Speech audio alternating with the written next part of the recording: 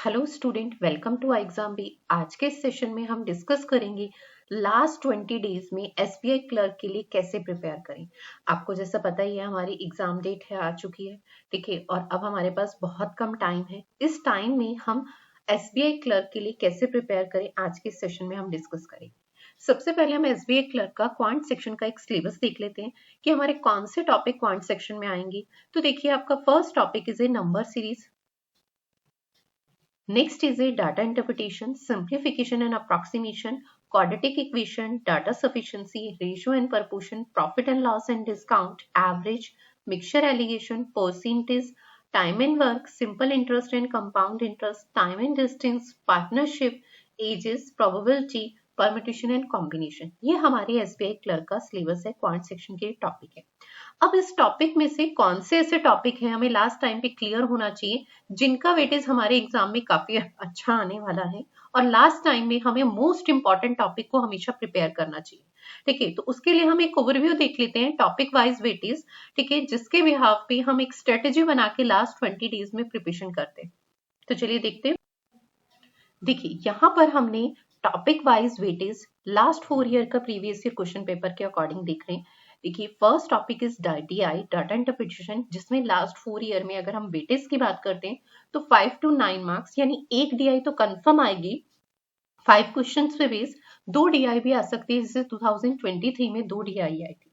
2023 में अगर हम देखें तो next topic is caselet. Every year हमारे एग्जाम में केसलेट से क्वेश्चन यानी 5 एक केसलेट यानी 5 क्वेश्चंस केसलेट पे बेस्ड आ रहे हैं, जिसमें से 2023 में नहीं आया था, पर 2023 में केसलेट नहीं आई थी तो डीआई 2 आई थी, ठीक है। तो अगर हम ओवरऑल इस दोनों टॉपिक की बात करें तो 10 क्वेश्चन इन दोनों टॉपिक से कंफर्म आएंगे हमें, ठीक है। लास्ट 4 इयर्स में हमें ये बात क्लियर होती है। तो हमारे को क्या है, डीआई एंड केसलेट डीआई दोनों बहुत अच्छे से लास्ट टाइम में आप प्रिपेयर करना है। Next is A number series. Number series से भी अगर हम देखें तो एवरी ईयर 5 क्वेश्चंस देखने के लिए मिल रहे हैं, तो यानी इस टॉपिक को भी हमें अच्छे से लास्ट टाइम पे रिवाइज करना है। Next is A simplification and approximation. अगर हम इसके वेटेज की बात करें तो ये 9 to 15 यानी 10 to 15 आपका वेरी कर रहा है, तो ये भी एक हमारा मोस्ट इंपॉर्टेंट टॉपिक है, जिसे हमें लास्ट टाइम पे अच्छे से प्रिपेयर करना है। And next is a quadratic equation. Quadratic equation से भी देखिए, सिर्फ 2023 में क्वेश्चन नहीं आया था, उससे प्रीवियस ईयर में था। तो 2024 में भी देखिए, प्रोबेबिलिटी हम कह सकते हैं, कंफर्मेशन नहीं, पर अगर आएंगे क्वेश्चन तो मिनिमम 2 क्वेश्चंस और मैक्सिमम 5 क्वेश्चंस तक वेरी करेगा। तो ये भी एक इंपॉर्टेंट टॉपिक है जिसे हमें अच्छे से प्रिपेयर करके जाना है। और rest of the part of arithmetic, arithmetic से जो नंबर ऑफ क्वेश्चन है वो 7 to 15। तो अर्थमेटिक के कुछ इंपॉर्टेंट टॉपिक हम अच्छे से प्रिपेयर कर सकते हैं, जैसे percentage, ratio, time and work, ठीक है। इंपॉर्टेंट टॉपिक कर जाए तो हम अर्थमेटिक में से 7 से जो 15 का वेटेज है उसमें से 7 to 10 क्वेश्चंस हम इजीली अटेम्प्ट कर सकते हैं। तो अब हमें लास्ट टाइम में किन टॉपिक्स को इंपॉर्टेंस देनी है वो इस वेटेज से हमें क्लियर होता है, यानी हम लास्ट टाइम में ऐसे टॉपिक्स पे टाइम वेस्ट ना करें जिनका वेटेज हमें क्लियर नहीं है, जैसे मेंसुरेशन हो गया, परम्यूटेशन, प्रोबेबिलिटी हो गया। इन टॉपिक्स के वेटेज की अगर हम कुछ भी कहें, ये टॉपिक बहुत लेंथी है, पर अगर हम वेटेज की बात करें तो वेटेज इतना ज्यादा नहीं है, क्योंकि अर्थमेटिक का ही वो पार्ट है। तो हमें क्या करना है कि सबसे पहले जिनसे फिक्स नंबर ऑफ क्वेश्चन आते हैं, जैसे DI, next is A number series, next is A simplification and approximation and quadratic equation, यानी ये 4 टॉपिक तो हमें बहुत अच्छे से प्रिपेयर करना। क्वांट में लास्ट टाइम में इनकी अच्छे से प्रैक्टिस करनी है, ठीक है। अब देखिए, लास्ट टाइम में हमें और क्या चीजें करनी चाहिए। हमें इंपॉर्टेंट टॉपिक को प्रिपेयर करना है। नेक्स्ट आपके पास अब लास्ट टाइम में ना आपको सेक्शनल टेस्ट और मॉक टेस्ट अटेम्प्ट करने हैं एवरी डे।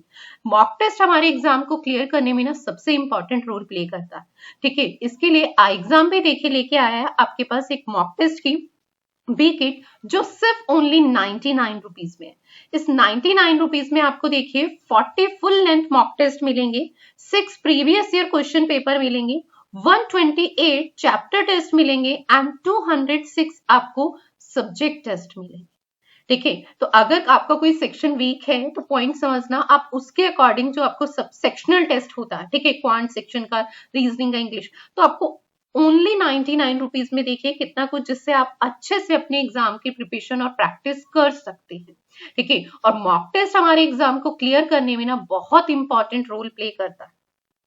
ठीक है, तो हमें ये चीज समझनी है, ठीक है, कि लास्ट टाइम में हमें क्या करना है, ज्यादा से ज्यादा मॉक टेस्ट अटेम्प्ट करने और सेक्शनल टेस्ट देने। ठीक है, तो देखिए हमने यहाँ पे टॉपिक वाइज समझा कि हमें किन टॉपिक्स को लास्ट टाइम पे रिवाइज करना है, फर्स्ट थिंग, ठीक है, और लास्ट टाइम पे हमें मॉक टेस्ट प्रैक्टिस करनी है।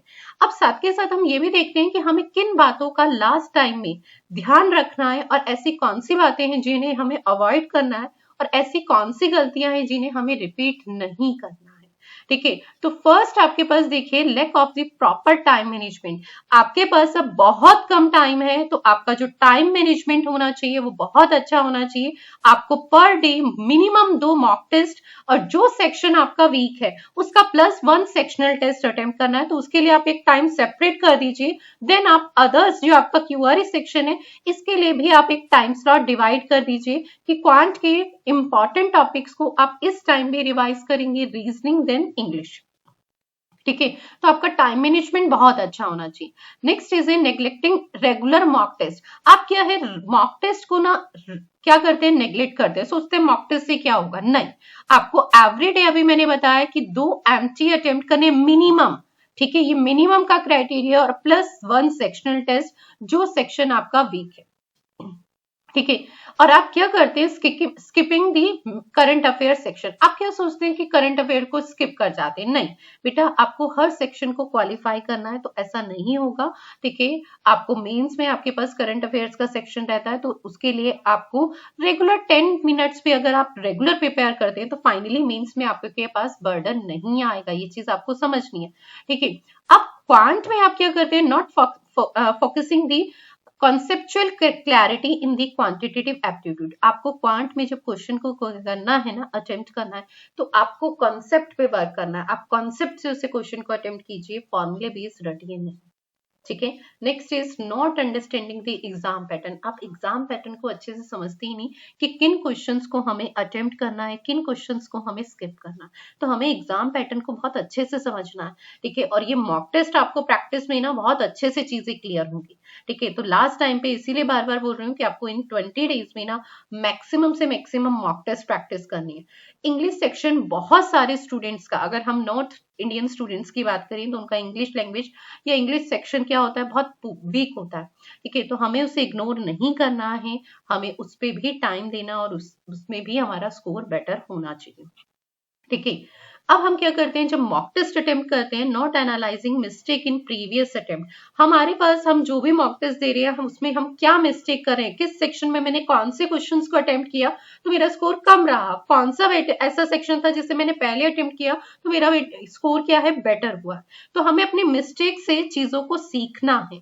ठीक है, उन्हें एनालाइज करना है, समझना है कि हम क्या गलती कर रहे हैं मॉक टेस्ट अटेम्प्ट कर, और उसे इंप्रूव करना। ऐसा नहीं कि रेंडम आप मॉक टेस्ट देते रहे और उनसे कुछ सीखे ना। ठीक है, आपको डिफरेंट डिफरेंट चेंजेस करके देखने हैं कि क्वांट में आप सबसे पहले सिंप्लीफिकेशन अप्रोक्सीमेशन अटेम्प्ट करते हैं, सेकंड आप number series, then DI, then arithmetic, तो आपका वेटेज ज्यादा अच्छा आता है। या सबसे पहले आप डीआई अटेम्प्ट करते हैं, देन नंबर सीरीज अटेम्प्ट करते हैं, लास्ट में सिंप्लीफिकेशन, तो आपका वेटेज। तो आपको चीजों को ना समझना है। ठीक है, और जो मिस्टेक हो रही है उसे इंप्रूव करना है। ठीक है, इग्नोरिंग द नेगेटिव मार्किंग। देखो, मॉक टेस्ट देते वक्त चाहे एग्जाम देते वक्त आपको इग्नोर नहीं करना नेगेटिव मार्किंग को। पॉइंट समझना, जहां पे आप 1 मार्क्स स्कोर कर रहे हैं वहां पे आपका नेगेटिव भी होगा 0.25। ठीक है, और उससे आप ये मत सोचिए जो आपको 100% क्लियर हो क्वेश्चन उसी को आपको अटेम्प्ट करना है, एक्स्ट्रा क्वेश्चन अटेम्प्ट नहीं करके आने। तो लास्ट टाइम पे हमें इन बातों का ध्यान रखना है। ठीक है, और सबसे इंपॉर्टेंट अगेन रिपीट कर रही हूँ कि आपको लास्ट टाइम पे मैक्सिमम जितने आप मॉक टेस्ट अटेम्प्ट कर सकते हैं इन 20 डेज में। ठीक है, मेरी एडवाइस ये रहेगी कि 50+ मॉक टेस्ट आप अटेम्प्ट करके जरूर जाए। ठीक है, 50+ मॉक टेस्ट आप जरूर अटेम्प्ट करके जाए। ठीक है, तो इस तरीके से आपको प्रिपरेशन करनी है। ठीक है, चलिए, थैंक यू सो मच।